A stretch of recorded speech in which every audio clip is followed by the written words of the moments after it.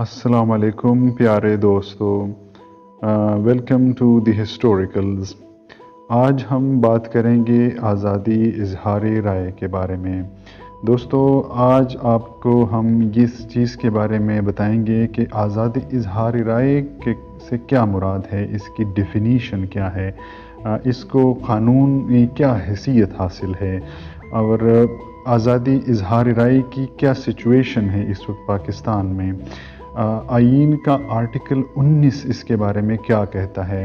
1973 کا جو آرٹیکل 1973 پاکستانی آئین ہے، اس میں آرٹیکل 19 کی کیا حیثیت ہے اور آزادی اظہار رائے سے کیا مراد ہے۔ اظہار رائے کی تعریف کیا ہے اور اس کی اہمیت کیا ہے اور اس کی ضرورت کیا ہے۔ تعریف اس کی یہ ہے کہ اظہار رائے سے مراد خیالات کا بلا رکاوٹ ترسیل ہے۔ خیالات اور معلومات کا ایک جگہ سے دوسری جگہ جو ترسیل ہے بلا رکاوٹ، اس کو اظہار رائے کہتے ہیں۔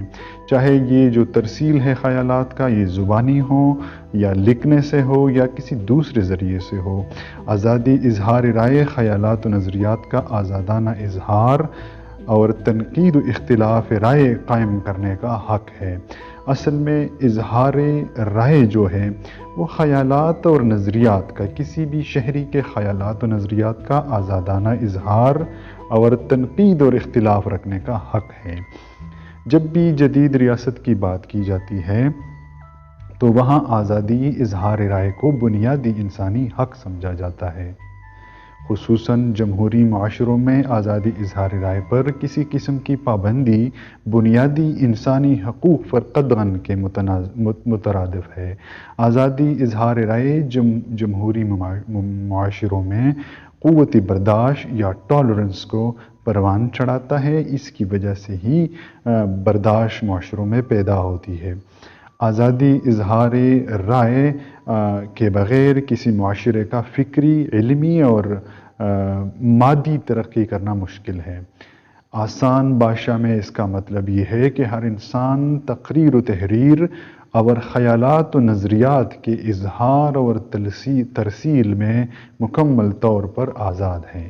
ہر انسان اپنا پوائنٹ آف ویو یا نقطہ نظر رکھنے کا حق رکھتا ہے اور کوئی ریاست، قانون یا مذہب یہ حق اس سے چھین نہیں سکتا۔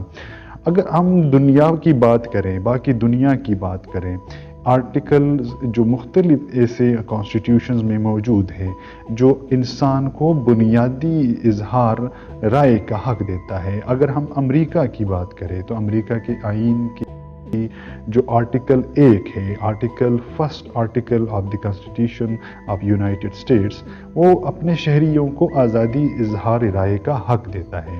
اس میں مختلف ایسے کوئی چیزوں کے ساتھ مشروط بھی نہیں کرتا۔ امریکہ کے اس آرٹیکل کو کچھ زیادہ چیزوں کے ساتھ مشروط نہیں کیا گیا۔ اب اگر یورپ کی بات کی جائے تو وہاں بھی اظہار رائے کی آزادی پر کوئی خاص پابندیاں موجود نہیں ہیں۔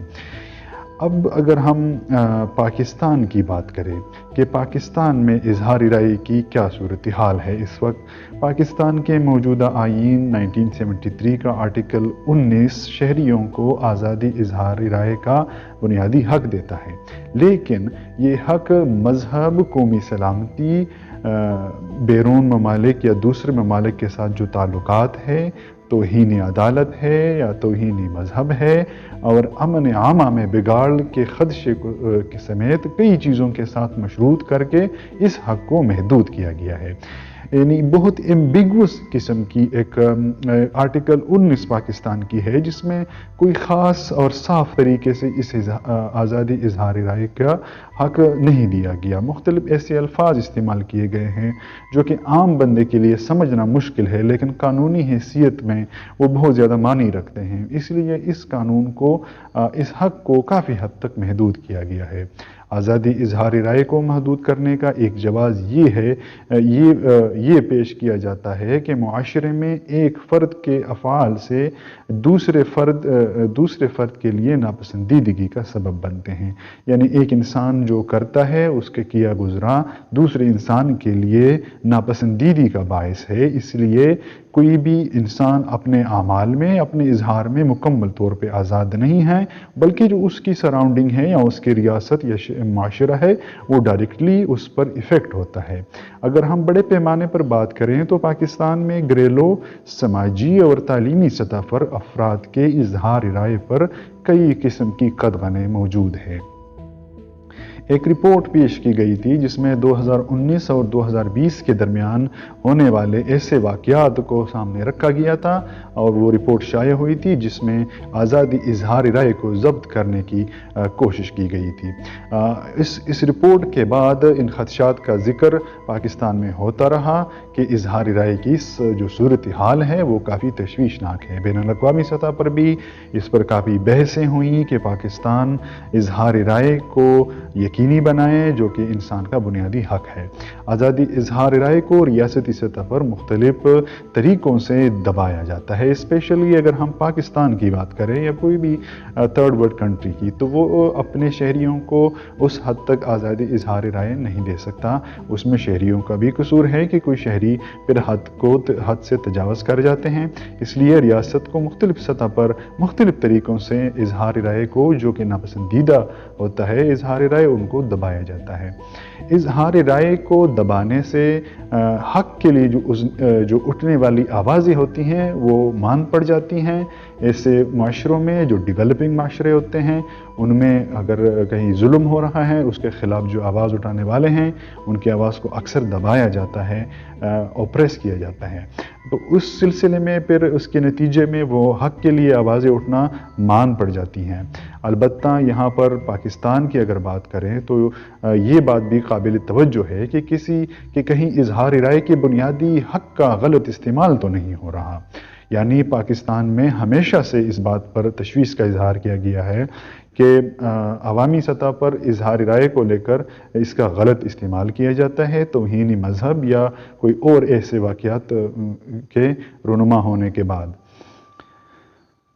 अगर हम तौहीनी मज़हब को लेकर इसकी बात करें तो इसमें फिर तौहीनी मज़हब पर रियासत हक बजानिब है कि वो ऐसे वाक़यात को रोकें और उनका रास्ता रोकें।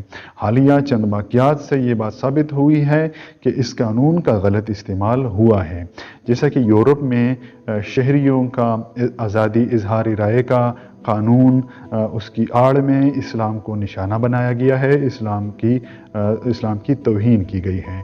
इस वक्त ये कवानीन ऐसे तौहीन आमेज़ इशाअत को रोकने में नाकाम साबित हुए हैं। उम्मीद है कि मेरी इस बात की आपको समझ आई होगी कि इस वक्त जो दुनिया में वाक़यात बढ़ रहे हैं तौहीनी मज़हब के वाक़यात, इन वाक़यात में भी बहुत ज़्यादा उसका असर है। वो जो इंडिपेंडेंट उनके कवानीन बन गए थे कि जिसमें इंसानों को हर किस्म की इजहार की आज़ादी है, वहीं यूरोपियन लोग उठते हैं और मज़हब की इस्लाम की उनकी कानून की आड़ में इस्लाम की तौहीन करते हैं जो कि मुसलमानों के लिए ओवरऑल एक बहुत बड़ा मसला बन गया है। दोस्तों, उम्मीद है वीडियो लंबी हो गई लेकिन उम्मीद है आपने इससे कुछ न कुछ सीखा होगा कि पाकिस्तान में ऐसे कौन से आर्टिकल्स कॉन्स्टिट्यूशन के हैं जो आज़ादी इजहार राय को फ़रोग़ देते हैं और आज़ादी इजहार राय की बात करते हैं। तो ये वो सारे पॉइंट्स थे जो आपको बताने के लिए मैंने ये वीडियो बनाई और इसके बाद आपको इस बात की भी समझ आ चुकी होगी कि असल में आज़ादी इजहार राय क्या है, उसकी बाउंडेशंस क्या हैं, किस बात पर आज़ादी इजहार राय नहीं लागू हो सकती और किस बात पर लागू हो सकती है। तो दोस्तों, मेरे वीडियोस को देखें, इसमें आपको मज़ीद मालूमात हासिल होंगे। टाइम देने का बहुत शुक्रिया। अल्लाह हाफिज़।